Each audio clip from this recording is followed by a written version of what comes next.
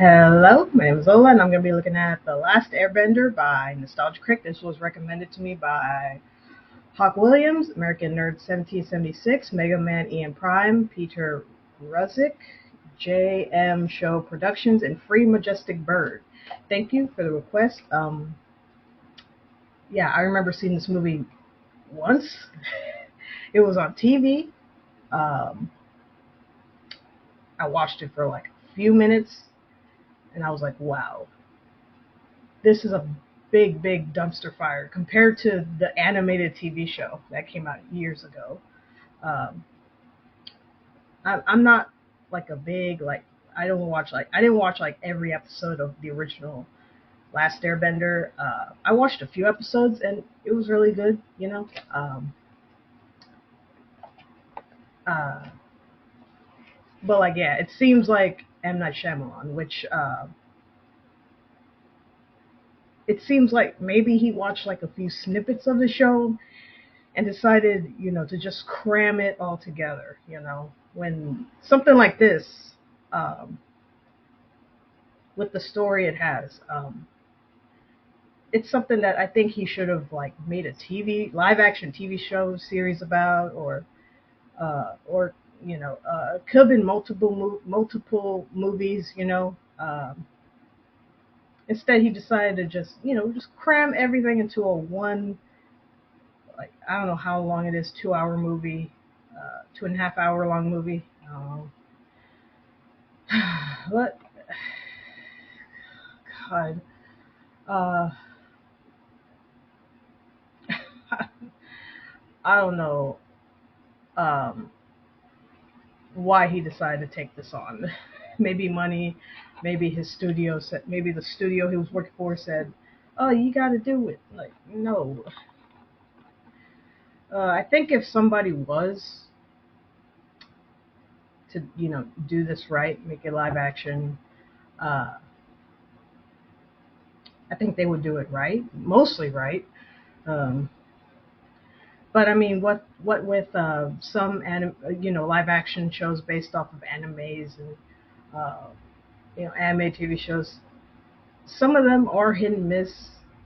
You know, uh, not all of them are winners. But yeah, let's take a look at this. Like I said, I only watched a few minutes, and I said, nope, I ain't watching no more. I'm gonna be surprised if Critic says, "Oh, this is good or decent." I'm just be like, dude, shut up. No, but let's check this out. And if you want to like, comment, subscribe, mention, you can if you want to. That's fine too. Here we go. Water, earth, fire. Long ago, the three seasons lived together in harmony. But then, everything changed when the Shyamalan attacked. Oh no. Only the avid jerk, master of ripping films apart, could restore balance. But when the world needed him most, he vanished. Oh, fuck this noise. Several years passed, and my brother and I discovered the new avid jerk, a reviewer named Nostalgia Critic. And although his critiquing skills are great, he still has much to learn before he can save anything. Oh. But I believe Nostalgia Critic can save the franchise. Whoa.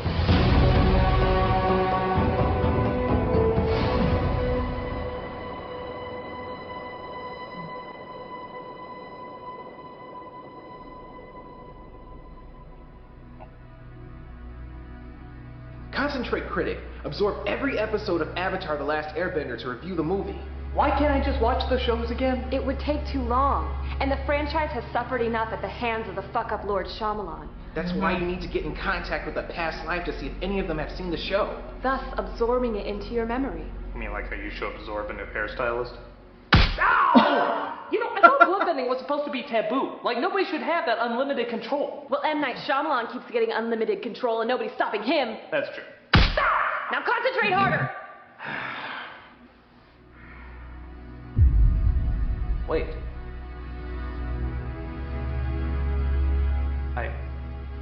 I think I'm getting it. Yeah. I think I'm getting visions from another life. I'll just go through an episode a night. It's just the right balance. Avatar, my new favorite show. Still one of my favorite shows. My God, it's coming to me. ingenious writing, brilliant characters, and a fan base obsessing over name pronunciation rather than the meaning of each episode. By God! It's coming to me! You got it, Critic? Yes! Avatar is one of the greatest TV series of all time! Good. Now you're ready to review the fuck-up Lord's disaster opus. But wait, just because I know about it doesn't mean the people at home know about it. How are we gonna catch them up to speed? Katara.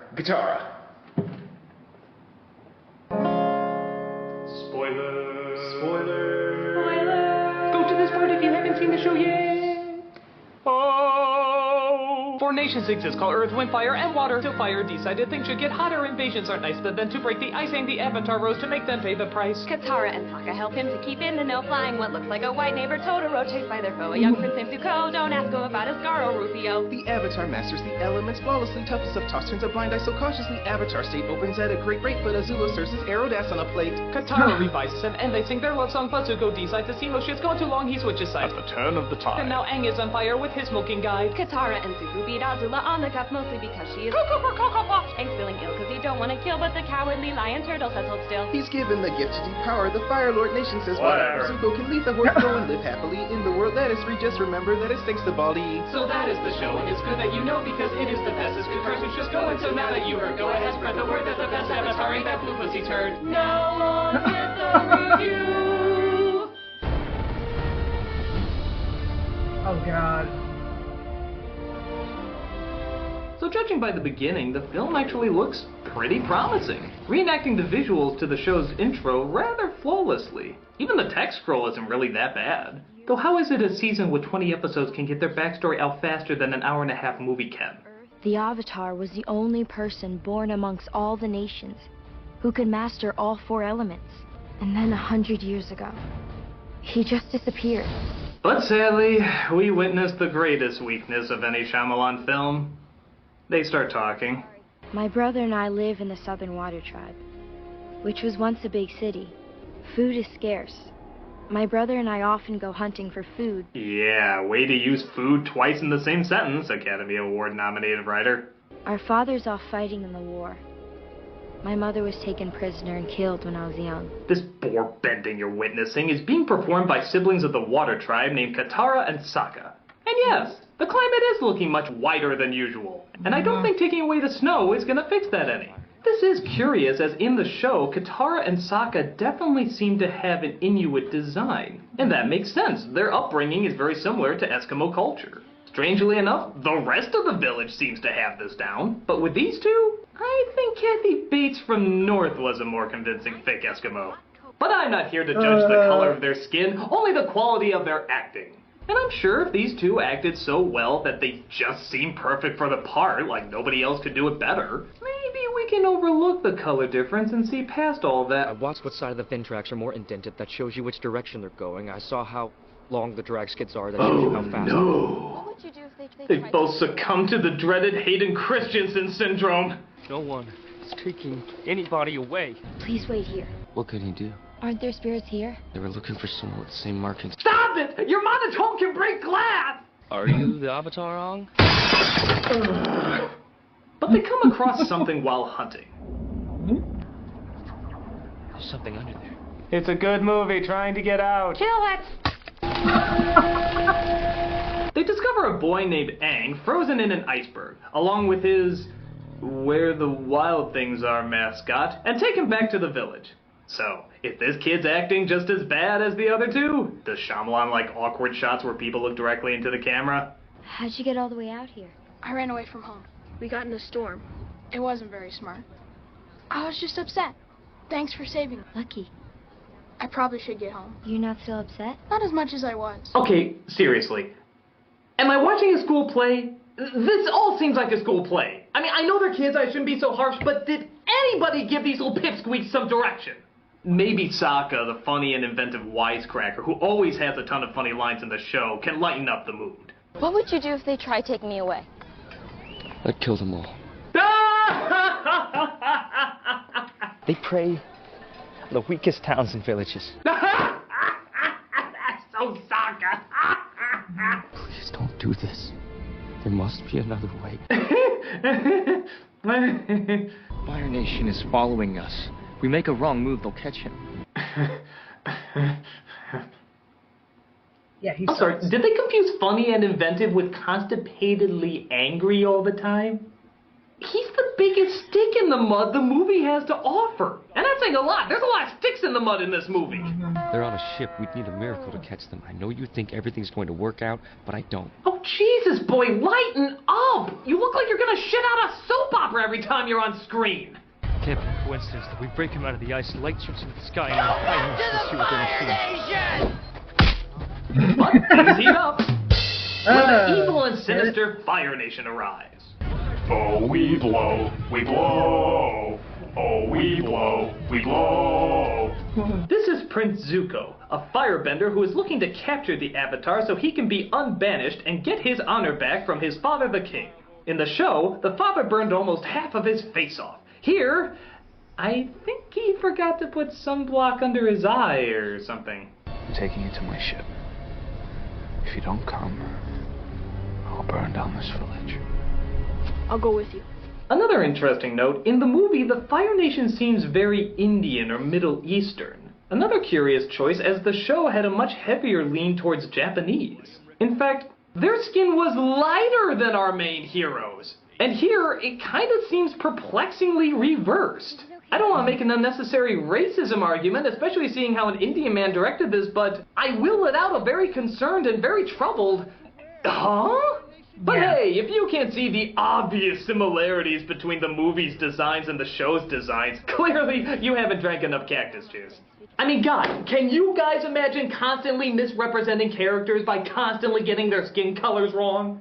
Shameful. Unforgivable. Atrocious.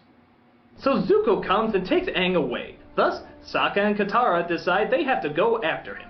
Why? Well, again in the show, it's because they formed a strong, unbreakable friendship with him. They spent time getting to know him, warmed up to his offbeat personality, and found they couldn't let an innocent that they've gotten to know so well be tortured by the Fire Nation. But hell with that bullshit. Let's make it more like that stray turtle you found on the curve of the road. We found that boy. He's our responsibility. We should fight. I promise I'll feed him and take him on walks. But their grandmother reveals that Aang is in fact the Avatar, the only one who can master all four elements and communicate with the spirit world. Aren't there spirits here? Yes, there are some spirits that live hidden among us. Sure, they're watching us with great sadness. Or maybe that's the audience. Either way, great sadness. Zuko and his uncle Iroh give Aang a test and see that all the elements gravitate towards him. Even though this never happens anywhere else in the movie, but screw it. We have a hastily rushed escape scene to film, which in the series demonstrates quite clearly how the firebenders do everything in their power to stop them. But here, they just kind of blankly stare at them getting away. But if blank stares could kill, they still probably get away. Oh, and you ever wonder how he was frozen in that iceberg to begin with? Well, once again, the original ingeniously tied in both backstories of Zuko and Aang together and showed that upon his discovery of being Avatar, he couldn't take the pressure and ran away, being pushed to the brink of despair and froze himself before drowning in the storm. Many consider this to be the best episode, seeing how it shows the similarities between our hero and our villain. Good thing it's just a sentence and a half explanation here. The person talking about it doesn't even show up on screen. He told us how he left there in a storm on Appa and got forced into the ocean where they almost drowned. Aang airbended a sphere around them and he couldn't remember anything after that. But hey, that's just one of the minor major plot devices that probably should have been explored more. Missing also is Suki, Jed, the pirates, Boomy, the fortune teller, the warriors of Kyoshi, Sokka's sense of humor, Katara's strength and motherly wisdom, and any form of fun and enjoyability that the show was so good at balancing out. But it's okay, because we have that guy from The Daily Show.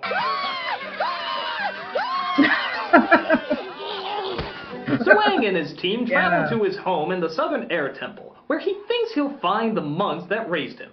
Monkey Atsu's gonna try and jump out and scare me at any moment. He's kind of like my father. Is it okay if you tell me your name? The monks named me Aang.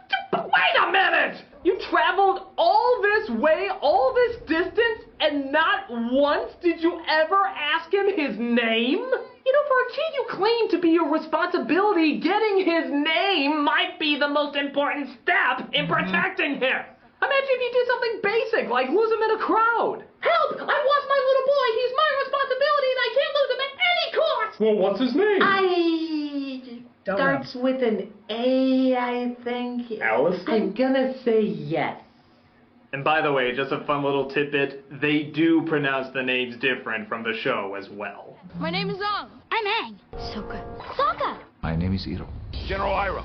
To harp on this would be too hypocritical, but luckily the film gives me so much more that I can harp on. Like this one. After disguising Aang as a Jawa, they come across a boy named Haru, infinitely younger in this version, who is chased for bending stones at Fire Nation soldiers. That child is being arrested. For what? He was bending tiny stones at us from behind a tree. He dared to kill a king's dare.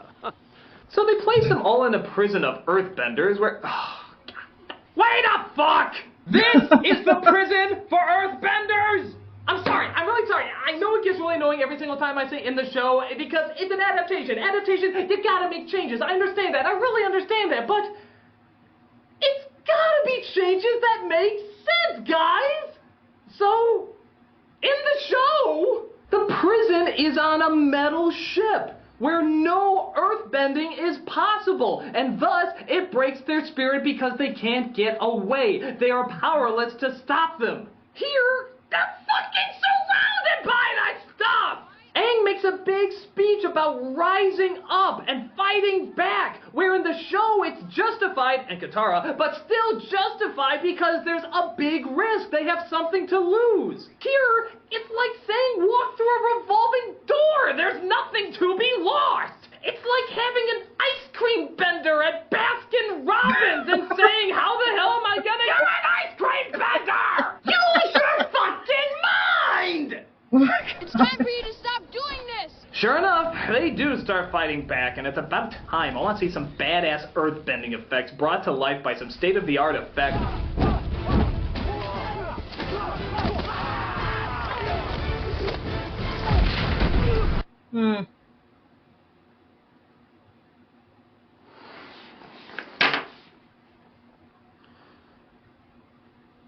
Is that really the extent of your imagination, Shyamalan?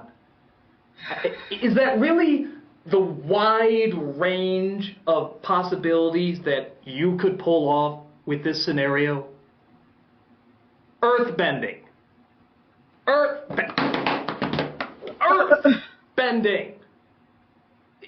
Taking the elements of Earth, the fucking planet, and bending it to your will.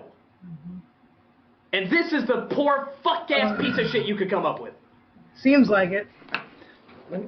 Let me give you a crash course, or a reminder, as someone who has clearly seen the show, what just one earthbender can do.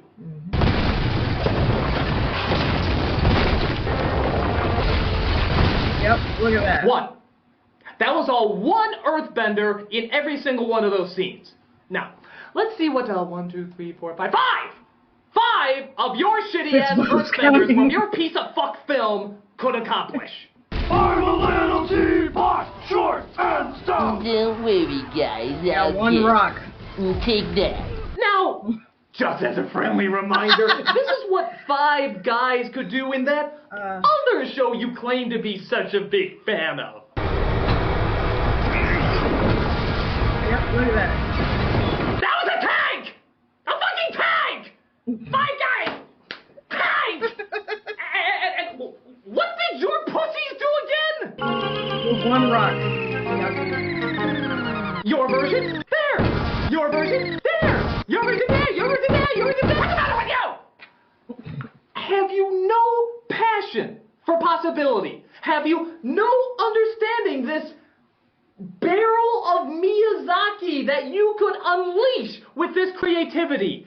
I mean, what is your major malfunction, you sucker of talent and good? What is going on in your head? Please, contact me. Let me know. Let me know what the flying fuck has caused you to become so uninspired when this stuff has practically gift-wrapped it for you and just said, make me incredible. Make me incredible. Please, get in contact with me. Get in Critic, you have to bring balance back faster. What? Why? Turn on the TV. And now a message from Shyamalan. Greetings. I am Shyamalan. I know many of you were disappointed by my theatrical addition to the Avatar franchise. Well, I'm here to tell you that my power to destroy great art has grown even stronger. For you see, I have discovered how to take any performer's acting ability away. He's bluffing. No director is that bad or powerful. And for those who don't think I'm that bad or powerful, just look at what I did to Mark Wahlberg in The Happening. What? No! Toxin? But that's a critically acclaimed actor! He's mastered the art of talent bending. I plan to use this power to destroy the Avatar franchise once and for all. How, you may ask? I plan on doing a Legend of Korra movie. But that's a fresh start, a chance to get a new audience. Rest assured, the franchise will be destroyed forever once the Legend of Korra has been Shyamalanized. And for a certain avid jerk who might be listening, I have only this to say. Stand down. No critic has ever been able to stop me before. If you do not, I will suck out what little talent you had to begin with. That is all. Well, Critic, it seems that all hope of the franchise rests with you. Critic? Oh, he bailed. Yep. My cabbages! Are you sure we have the right guy?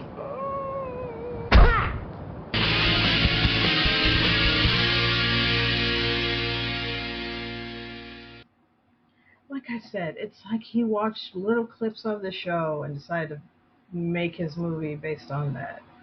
Or maybe he talked to somebody who did watch the show, have him or her explain the show to him, and he based his movie on that. Like,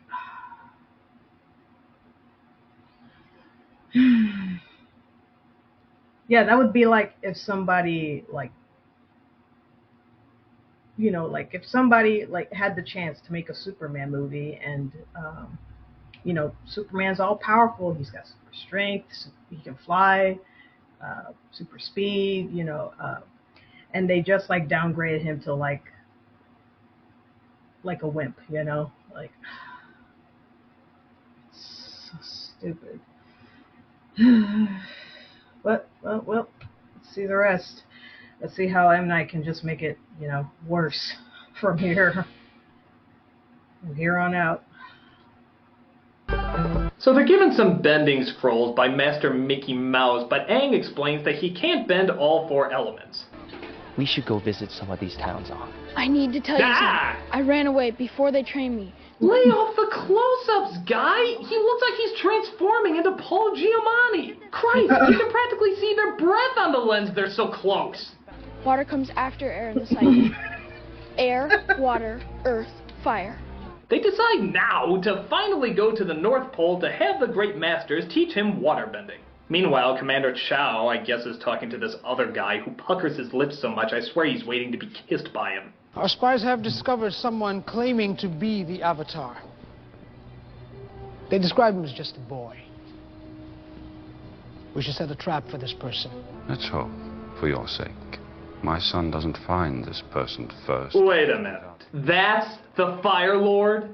That's the great badass villain in all this? That's the Show, do your thing! The Fire Lord was built up big time, always kept in shadow until the final season. He was like the Dr. Claw of this show. And when he finally was revealed, he wasn't a monster or anything, but he was still intimidating. Even the picture Zuko stares at in the film looks like the original Fire Lord. But this is the most common, non-threatening person you could put in this role. It's like they grabbed a guy at the grocery store and dressed him up as Biggest Dickus. Hell fever!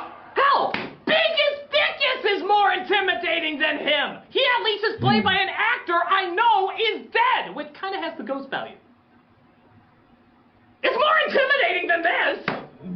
So Aang goes on his own to the Northern Air Temple to see if he can find any monks. He finds a villager who shows him a room filled with all his past lives. And in my opinion, the majority of the problems with this movie can be summed up right here. See if you can spot why. How did the Airbenders know you were the Avatar, little one? They gave me a test, put 1,000 toys in front of me, and asked me to choose 4.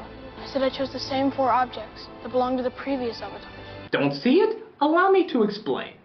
You have a great setup for an emotional moment. Aang is seeing all his past lives. The power and weight of who he is should hit him at this very point. But instead, what do? Try to explain more exposition. There's a ceremony when everyone bows to me. That's when I accept my role as the Avatar. But when everyone bowed, I didn't bow back. And that is the problem. Whether you're aware of the show or you're not aware of the show, the movie is all explanation with no humanity. Why do you think they waited 20 minutes of the film to ask him his name? Because that's not what was most important to Shyamalan. The identity, who gives a shit? It can't be nearly as important as explaining. As you know, I conducted a raid on the Great Library, which most said didn't even exist. And explaining. There are really powerful benders in the Northern Water Tribe. My dad told me about it before he left. And explaining. It has been confirmed that he's traveling north. It is my strong belief that he is traveling to the Northern Water Tribe. Yeah, that's another thing about this movie. It's all about tell. It's all about talking. There's like little to no showing. Like, it's just, exposition after exposition after exposition. Like, God, shut up. And explaining. If we keep them to the courtyard in the marketplace till night falls, I fucking care! And you know why? Because I never once heard anyone in this movie say, I feel this, or I like this, or I wonder this. There are no emotions being addressed. Traditional storytelling is setting up a character, sending them on their journey, and learning more about them through their journey. Last Airbender is just chess piece storytelling. Character goes here, character goes there, character says this, pawn to king 4. So in this scene that should have been the emotional pinnacle of our main star, it's just more explaining about what happened rather than why it happened. So you pardon me if rather than be concerned when the villager betrays him to the Fire Nation, I ask that you remind me what you revealed about him that's worth giving any investment whatsoever. This isn't me being angry that it's different from the show. This is me being angry that it's missing the most essential element of telling any story. If the character can never express any emotion, why should the audience ever express any emotion? But yes, while we're on the subject, that does make this possibly one of the worst adaptations of all time. A show that created such memorable characters, characters you almost believe were real, you wanted to be real, you wish they were real, being portrayed as the most stock, boring, empty vessels of just explaining more plot is about as insulting to an adaptation as you can get. By God, it's one of the few times I'm glad the characters I love so much aren't real. Could you imagine them actually seeing how they would be represented in movie form? I fucking cringe. I saw how long the drag skids are. That shows you how fast they're going. My jokes are way funnier than this. The scroll we have is proving to be helpful. Aang was practicing. Well, that's just silly. I don't sound like that. I left a few days ago. You're lying! I don't do that. That's not what I'm like. Who are you? What's your name? They make me look totally stiff and humorless. I ran away from home. We got in a storm. I was just upset. Thanks for saving me. Lucky. I probably should get home. You're not so upset? Not as much as I was. Yeah, just... Horrible. I'll say. Yeah. No kidding. You said it. But the effects were decent. Thus we continue with our Season 1 Wikipedia recap as a character called the Blue Spirit breaks him free and they fight their way out. I smell a Shyamalan long overused tracking shot coming up.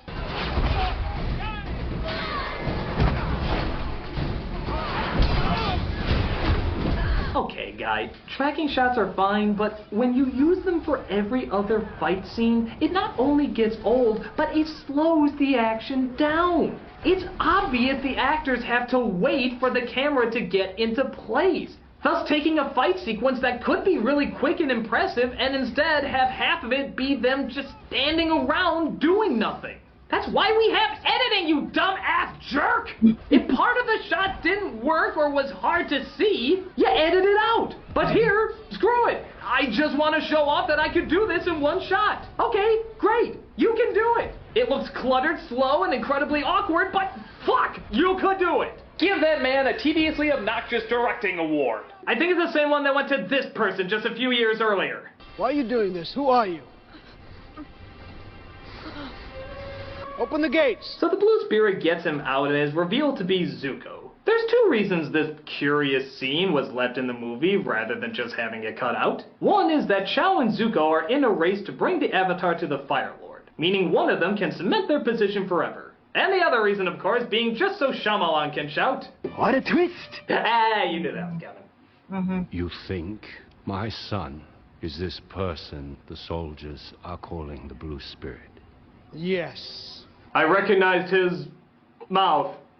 Actually, to the film's very little credit, Chow, Zuko, and Iroh are probably the only decent actors in this film. They perform their parts well and probably have the closest thing to emotional moments this film could muster. That is, before it's cut off needlessly for more exposition. Now be sure to keep your uniform closed up to your neck. And remember, your cheek can warm you. I know, Uncle. By the way, nephew, as your uncle, I care for you very much. Oh, more story, more story. Sorry, more story. So Aang and the team finally make their way to the North Pole, and, oh god, is this it? This has gotta be it. Please tell me this is it. Oh my god, it's even more phallic than I imagined. The stories were true. Gaze into the holy grail of comedic possibilities. Oh my god, there's too many jokes to choose from! Oh, which one should I go with? Which one should I go with? This one! Hey, what did she use for a headband? A sensor bar? Oh, magnificent! Oh, thank you, Shyamalan! Thank you for your unintentional hilarity! You're welcome. Now, Oh, snap. Shyamalan.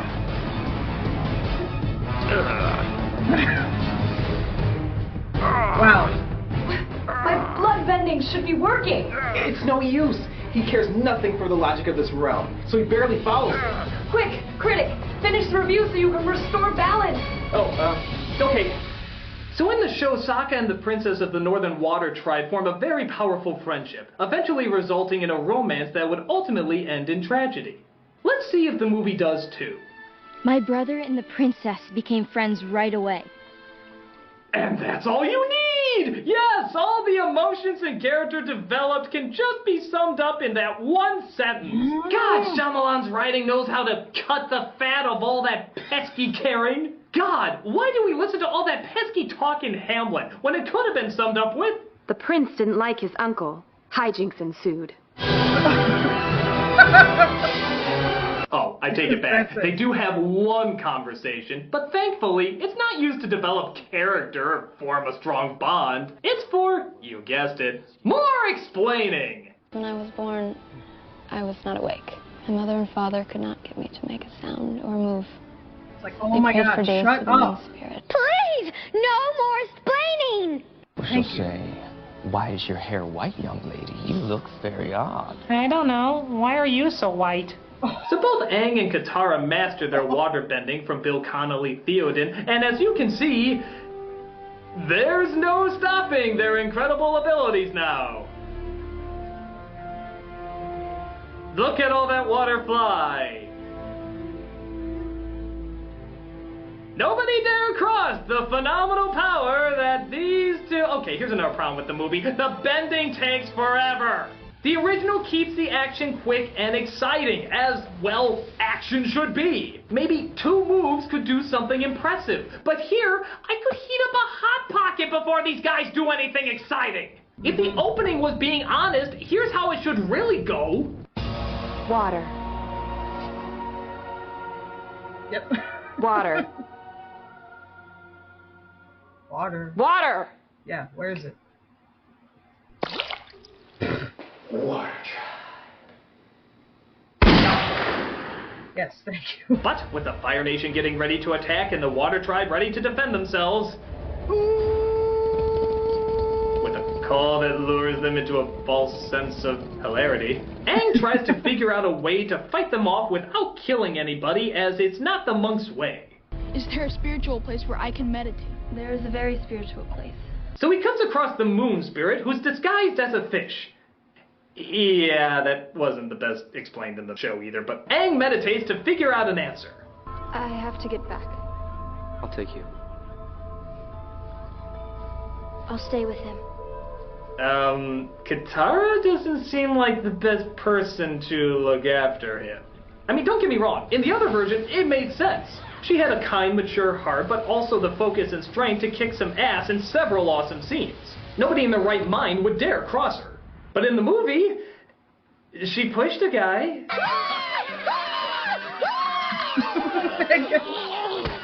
Well, maybe she'll finally be allowed to show her real strength when Prince Zuko comes and tries to take Aang away. And seeing how she made it very clear how Aang is her responsibility, she's gonna do everything in her power to make sure nothing happens to him. And you suck! Katara and Sokka, as useful as no smoking signs in college.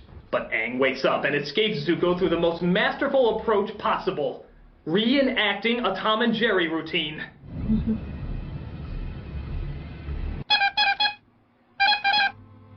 But things go awry when Chao finds the moon spirit and kills it, destroying not only the moon, but the tribe's barely impressive waterbending. You have been anointed by the moon spirit. He gave me life when I was a child.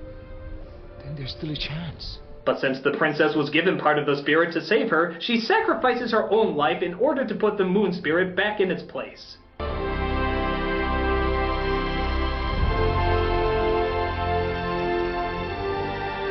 I can hardly explain what I'm seeing, John, but the moon just came back.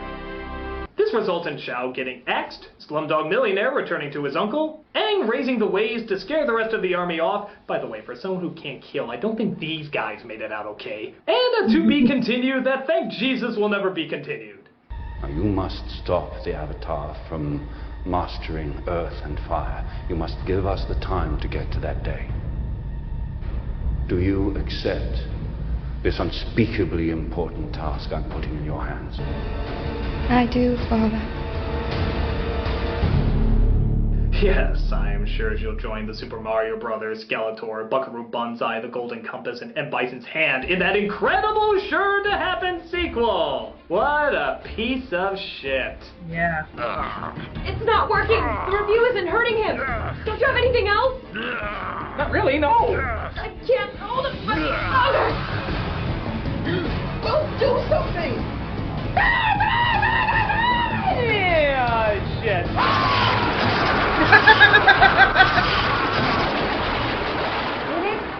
Too late. He's been shamanized. Hi, guys. I just want to stand directly in the middle of the shot and stare blankly into the camera. Oh, no! You two are next.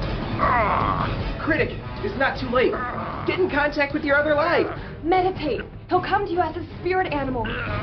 Quickly, there's no time! Okay, I'll try.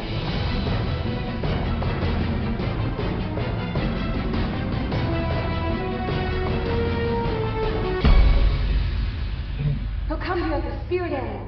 Spirit animal. Spirit animal. Spirit animal. Oh, bullshit! This is my spirit animal? God, why did I write this world so convoluted?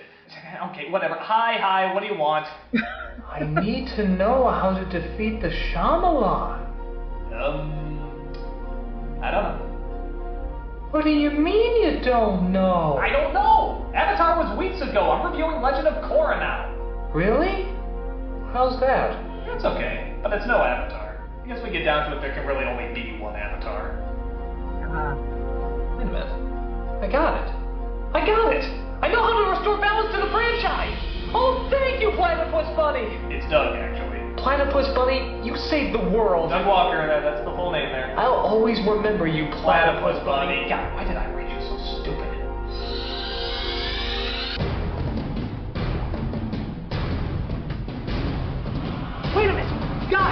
I figured it out! I know how to save the franchise! How? Do nothing! You're right, we got the wrong guy. I blame myself. You should. No, you don't understand. The franchise was never out of balance to begin with. The movie is awful. The acting is awkward, the writing beyond lazy, and it fails both trying to be a faithful adaptation and a standalone movie. But it could never be a standalone movie because there's only one Avatar, the series. It was perfectly paced, perfectly performed, perfectly animated. It was that rare anomaly that chances are could never be recreated. And there's no reason to change it. It's like trying to make an opera by Mozart better. You can't do it. Every note is where it needs to be. I'm sure there'll be different adaptations in the future, the same way people did with Looney Tunes or other timeless characters, but the point is, the original characters are still timeless characters, and nothing anyone can do can change that. If anything, the bad adaptation makes us appreciate the original material even more. So you can do whatever you want to the franchise. Because no matter what, nothing can take away or make any better what's already perfect. Well, that's great, Critic, but... Yeah, still gonna do evil things. Oh, right. How would an Avatar series end this? I don't know. Deus Ex Machina!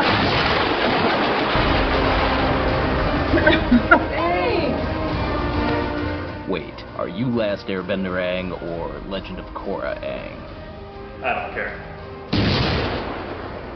Wait, I thought Aang wasn't allowed to kill. Whatever. Of course, I understand what he's saying.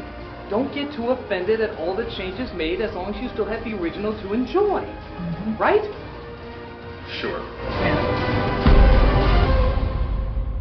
Well, maybe sometimes the best way to keep balance is to realize that balance is already being kept. Enjoy your incredibly awesome show and enjoy hating your incredibly awful movie.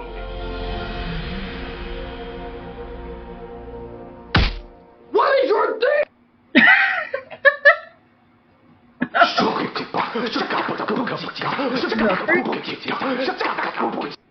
Yeah, I mean, yeah, the show is still there, guys. Like, still awesome. I do feel sorry for people that, like, you know, at the time, like, you know, like they never heard of or seen the animated show, and their first introduction to the Last Airbender is this movie. Like, I feel sorry for those poor people. Like, yeah, honestly, the movie just makes the show way better. It's pretty much all it does. Like I said, I have not watched the whole series of The Last Airbender. I've seen a few episodes, but God, just those few episodes are way better than this whole movie. Like, honestly, it just makes me want to go watch the show, to be honest. And honestly, I don't know how M. Night didn't see anything wrong with this. I don't know. And, you know, like, how could he possibly think that, we're going to make a friggin' franchise, we're going to make a sequel to it, even though the first movie just totally bombed.